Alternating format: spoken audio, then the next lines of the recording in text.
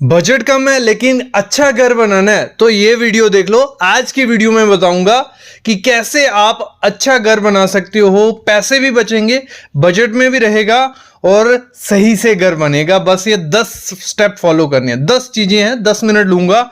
शुरू करते हैं आज का वीडियो।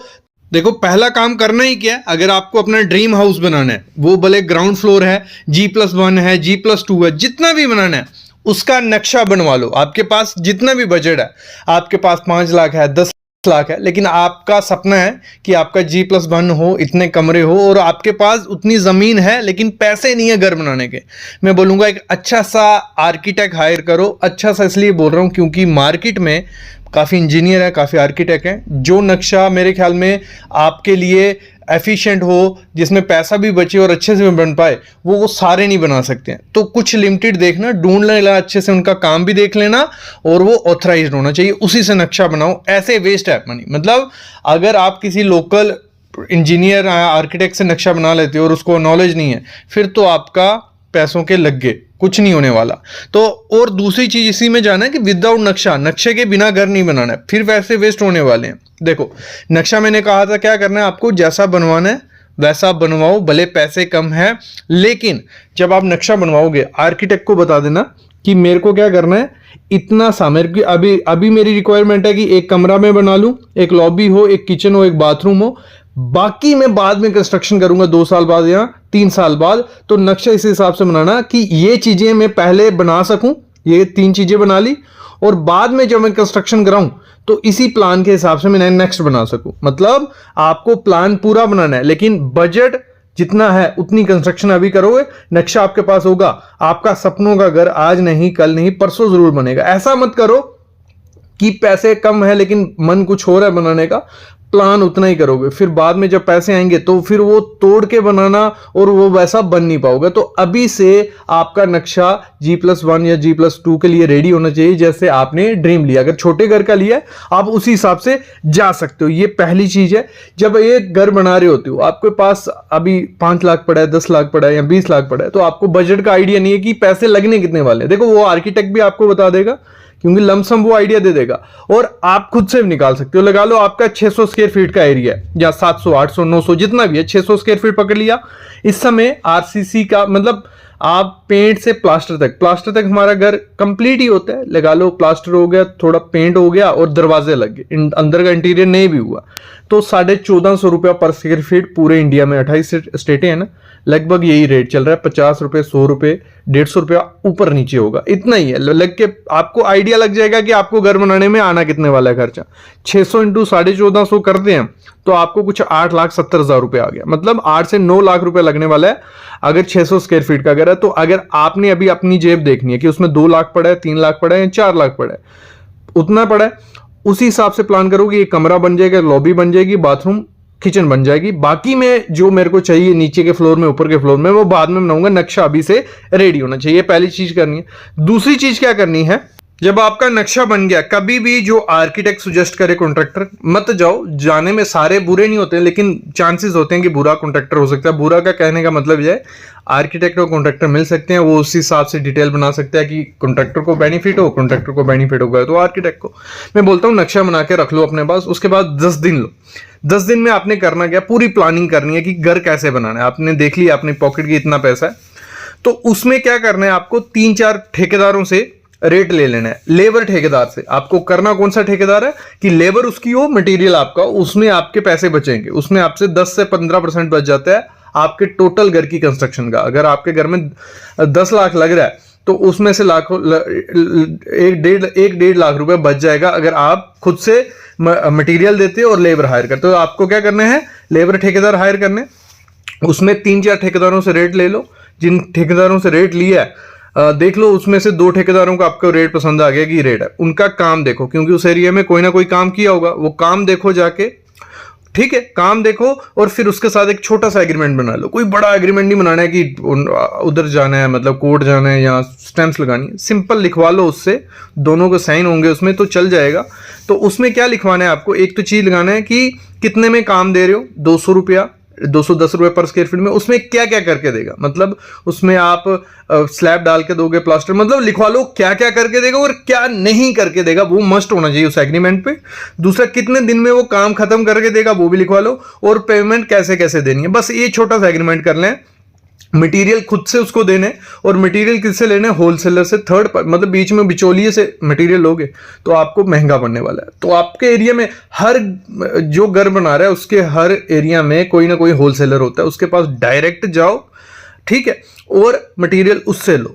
और मटेरियल इस हिसाब से लेना कि आपको लगभग, जब आप आर्किटेक्ट से नक्शा बना रहे हो तो आप लमसम थोड़ा आइडिया ले लो कि कितनी ईंटें लगेंगी, कितनी सैंड लगेगी, कितना सीमेंट लगेगा। तो एक बार बल्क में डलवा दोगे तो ट्रांसपोर्टेशन का खर्चा बच जाता है, ठीक है। बल्क में मटेरियल उठवा लो।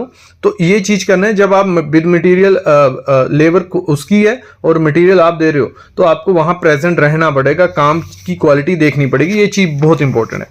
अगली चीज करनी है, ओवर डिजाइन नहीं करना है, मतलब आपको घर बनाना है ग्राउंड फ्लोर ही सिर्फ, तो उस हिसाब से फुटिंग दो। अगर G+ बनाना है उस हिसाब से फुटिंग दो। लोग क्या करते हैं, देखो देखी में रहते हैं, मतलब किसी ने G+2 बनाया, G+3 बनाया, जहां उसने फ्यूचर में बनाना है, उसका माइंडसेट नहीं पता है, उसने ग्राउंड फ्लोर बना के रख दिया, और उसकी फुटिंग आपने देखी, इतनी बड़ी फुटिंग दी है, इतना बड़ा कॉलम दिया है और स्टील, तो आपको रहेगा कि यार मैं कहीं कम तो नहीं दे रहा हूं। कोई दिक्कत नहीं, आपने स्ट्रक्चरल इंजीनियर से डिटेल लेनी है। किससे? स्ट्रक्चरल इंजीनियर से। देखो, घर की कंस्ट्रक्शन में ड्राइंग बहुत इंपॉर्टेंट है। एक तो प्लान, आपका नक्शा, दूसरा उसमें स्ट्रक्चर की डिटेल, सरिये की डिटेल। तो आप किसी आर्किटेक्ट के पास जाओगे, उसके पास ही स्ट्रक्चर इंजीनियर होता है, वो एक पूरी फॉर्म होगी, नहीं भी होगा तो आप प्लान लेके किसी स्ट्रक्चर इंजीनियर के पास जाओ, तो वो आपको डिटेल दे देगा कि फुटिंग में सरिया कौन सा डालना है, ये कौन सा है। बट एक चीज मैं मस्ट बार बार रिपीट कर रहा हूं कि लोकल, मतलब जो आर्किटेक्ट है, इंजीनियर है, अगर सही से उनका काम नहीं है, उनके पास चल गए तो कवाड़ा हो जाएगा। तो एक बार पुराना देखना कोई, और जिसका काम देखा हो और जिसका नाम हो और जो क्वालिफाइड हो। मेन चीज है क्वालिफाइड। देखो, एक नाम बन जाता है जब सालों से काम कर रहा होता है कोई आर्किटेक्ट या इंजीनियर, तो नाम बन जाता है लेकिन क्वालिफाइड नहीं होता। क्वालिफाइड कौन है? जिसने डिग्री की है और अच्छी जगह से डिग्री की, तो पता चल जाता है। मतलब एक अच्छा आर्किटेक्ट और इंजीनियर हायर करना है। दूसरा, अगर वहां लोकल नहीं मिल रहा है तो ऑनलाइन काफी फॉर्म्स हैं जो रजिस्टर्ड हैं, तो उनसे भी आप संपर्क कर सकते हो, उनसे बनाना है। मतलब आपको नक्शे लेने ही लेने, 4 नक्शे आपके पास होने चाहिए, प्लान, स्ट्रक्चरल डिटेल, प्लम्बिंग और इलेक्ट्रिकल की डिटेल, बहुत है। ये 4 चीजें होंगी तो अच्छे से घर आपका बन के रेडी हो जाएगा। मतलब बेसिक रेट जो खर्चा रहता है 20 से 25 हज़ार रहता है छोटे घर का, अगर आप ये सारे नक्शे बनवाते हो। तो इसकी हेल्प से क्या होगा, आपका ओवर डिजाइन नहीं होगा, ओवर खर्चा नहीं होगा और सही से बन जाएगा। अगली चीज क्या करनी है, जब भी घर का इंटीरियर या एलिवेशन बनानी है, वो डिसेंसी रखनी है। डिसेंसी कैसे, मैं बोल रहा हूँ, जितनी सिंपल रख सकते हो उतना वो बहुत अच्छा रहेगा। क्योंकि थोड़े टाइम बाद आपने देखो हॉश वॉश कर दिया, एलिवेशन में बहुत डिजाइन दे दी, बहुत चीजें ऐड कर दी, वो आउटडेटेड हो जाएंगे और थोड़े टाइम बाद बहुत बोरिंग लगने वाला है। ये रियल ट्रूथ है। अभी इनिशियल अच्छा लगेगा 6 महीने तक, फिर बोरिंग लगेगा। तो बेटर है जितना डिसेंट रख सकते हो। मैं बोलता हूँ इंटीरियर पूरा वाइट रखो यार, बहुत प्यारा लगता है, खर्चा भी कम होगा तो कोई दिक्कत नहीं है। एलिवेशन रखनी है वो सिंपल रखिए, जितनी सिंपल एलिवेशन होगी खर्चा भी कम होगा, देखने में भी अच्छी रहेगी और मेंटेनेंस भी काफी ज्यादा कम होगी, ठीक है। अगला जो मैं जैसे मैं बात कर रहा था कलर्स के बारे में, पेंट वगैरह अगर बहुत कलर करवाओगे वो नहीं अच्छा लगता है आजकल, आपको सिंपल रखना है, उसमें पैसे बचेंगे। जैसे आप क्या करते हो, पुट्टी करवाते हो पूरे घर में अंदर बाहर, साथ में प्राइमर करवा लो, खत्म कहानी। प्राइमर अच्छी, मतलब दोनों चीजें अच्छी कंपनी की करवाओगे तो इतनी जल्दी खराब नहीं होगा, देखने में भी अच्छा लगेगा और इंटीरियर सस्ते में भी हो गया। अगर प्राइमर तक नहीं रुकना है, पेंट का एक कोट मरवा लो, लेकिन वो भी वाइट ही रखो, बहुत प्यारा लगेगा। एक तो सस्ता भी हो गया और प्रीमियम लगेगा आपका घर, ये मैं अभी बता देता हूँ। अगली चीज आपको क्या करनी है, जो फ्लोरिंग होती है तो हमारा 1-1.5 लाख रुपया खाती है, तो मैं रिकमेंड करता हूँ ना मार्बल लगाने की जरूरत है ना ग्रेनाइट लगाने की जरूरत है, सिंपल व्हाइट टाइल लगाओ पूरे घर में। बाकी आपकी चॉइस, आप कोई भी कलर चूज करते हो, लेकिन व्हाइट क्या होता है वो सब इंटीरियर के साथ चला जाता है और सस्ता भी पड़ेगा। जब एक साथ पूरा सामान लोगे, पूरी टाइल घर के लिए सेम लोगे, तो उसमें वेस्टेज बहुत ज़्यादा कम हो जाती है और रेट आप उसमें कम कर सकते हो। जब आप अलग अलग किस्म की टाइल लेते हो तो एक टाइल ही वो सस्ती लगेगी, दूसरी टाइल में वो रेट बढ़ा के बताएगा, तीसरी में और बढ़ा के, ऐसे होता है। तो आपको करना है, एक लेनी है उसमें बार्गेनिंग करके रेट कम कर लो, वेस्टेज भी कम हो गए, पैसे भी बच जाएंगे।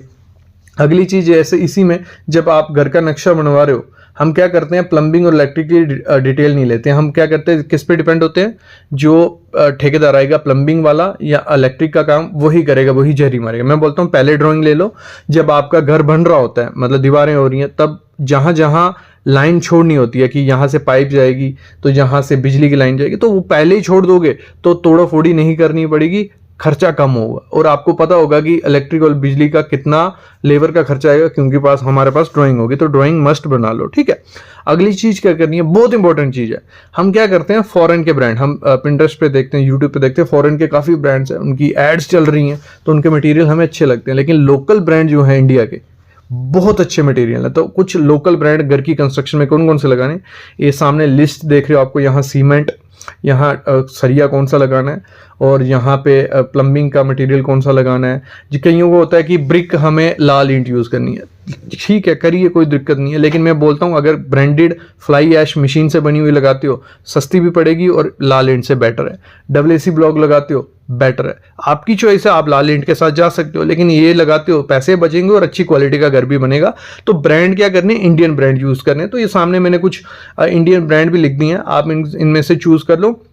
इनकी क्वालिटी सेम होगी और ज़्यादा क्वांटिटी होगी किससे, फॉरेन ब्रांड से। उन्होंने ब्रांडिंग पे बहुत खर्चा किया होता है, तो आपके तक वो पहुंच जाते हैं, पहुंचते नहीं है। लेकिन ये अच्छे ब्रांड है, पैसे बचेंगे और अच्छी क्वालिटी का घर भी बनेगा। अगली चीज़ क्या करनी है आपको, जब भी घर बनाना है, मैं बोलता हूँ मटेरियल लेने से पहले या बनाने से पहले रिसर्च कर लो।